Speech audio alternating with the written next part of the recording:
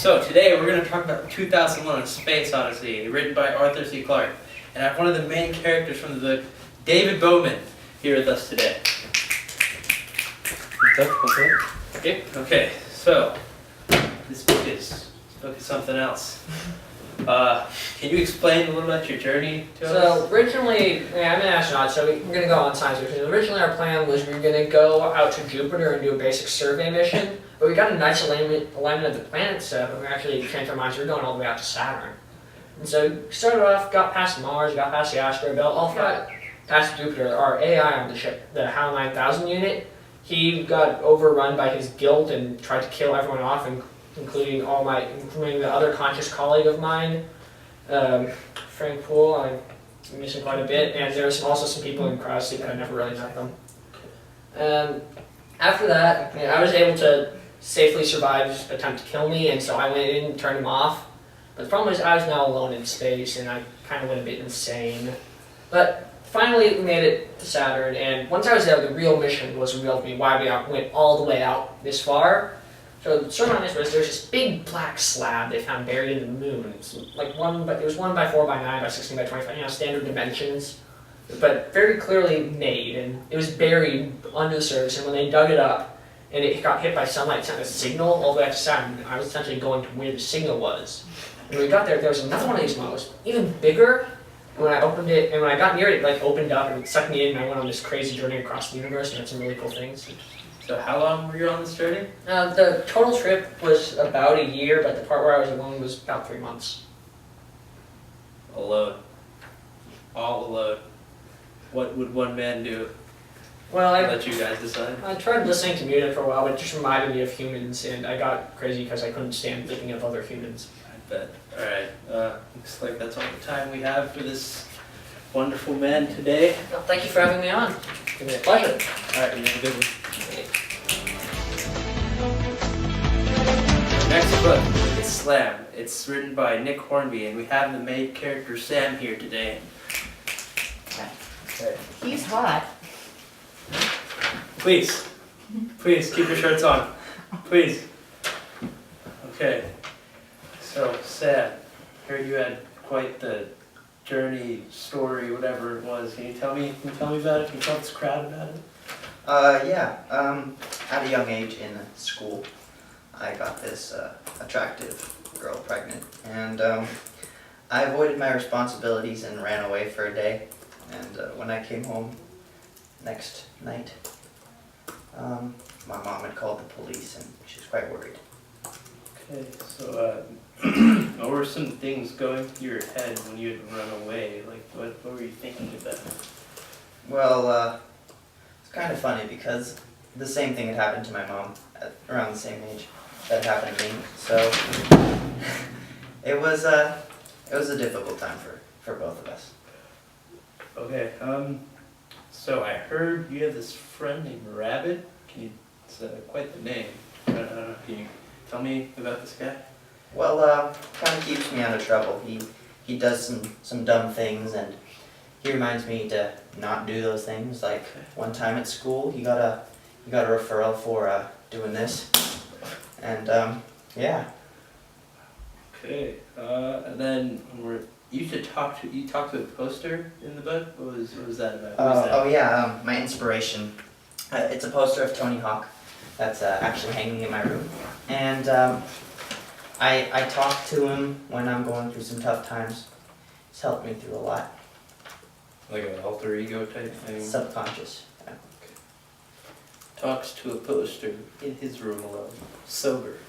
Alright, guess that's all the time we have for Sam today. Thank you. Thank you. Have a good one. So, our next book, The Hound of Baskerville by Sir Arthur Conan Doyle. We have the Sherlock Holmes to explain the book to us. Hello? Got you something? Oh, wow. Would you look at that? One for me? Are you going to finish that right now? So, can you tell me a little bit about the case? Because when I was reading it, dude, I was confused. So, Dr. Mortimer approached me with a question because he didn't know where to send his friend, Sir Henry Baskerville. Baskerville was here from Canada because his father, Sir Charles Baskerville, had been discovered murdered in a gruesome way. He wanted to go to Baskerville Manor, which was allegedly haunted by a great hound, but I didn't believe it. Seemingly, everyone in the town believed it, so while Dr. Mortimer didn't want me investigating, I decided to anyway. I sent Watson out in the open investigating as Sir Henry Baskerville's friend, while I went undercover as a poor, measly, haggard beggar. On the way, we met many peculiar characters. I swear to God, you didn't have an English accent like 5 minutes ago when you got here. It's a mystery novel.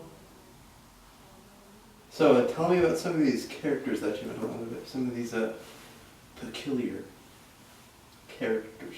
The first strange couple was the butler and his wife. Now they would go around in the middle of the night doing God knows what. The wife would be crying, and we would hear it. But when we would wake up in the morning and ask her about it, she would deny everything. The second strange couple was Mr. and Mrs. Stapleton. Now they were claiming to be husband and wife, but I think there was something going on behind the scenes. Do you know what I mean? Okay, that was a good one. I noticed that Mrs. Stapleton was coming on to Mr. Henry Baskerville, even though, she was married, or was she? Was she? We'll never know, I guess. I mean, you're the detective. Come on, man. Mm-hmm. Yeah, but those are the main weird characters. Okay, I think that's all the time we have today. I'm not sure how I got into this position, but you have a good one. Thank you for having me. Yeah. It was a pleasure. Yeah. Well, thank you for the alcohol. Oh yeah, no problem. Welcome back.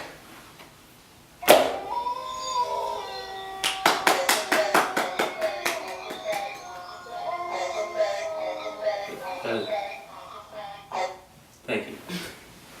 So, our next book is Animal Farm by George Orwell, and we have the white pig, Snowball, here to explain the story to us. Everyone, give him a big round of applause, please. You been working out? I have. It's almost. It's almost. Okay, so, Snowball. Hold on.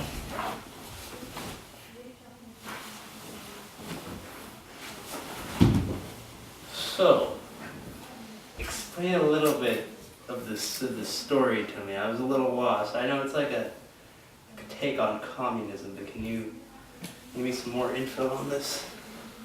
So, it all started when Old Major noticed that we could overtake the farm for ourselves and kick Mr. Jones out. And he died like a week later or something. Me and Napoleon, we made a more fair government, and we formed an animalism government, which was more fair to everyone, and yeah.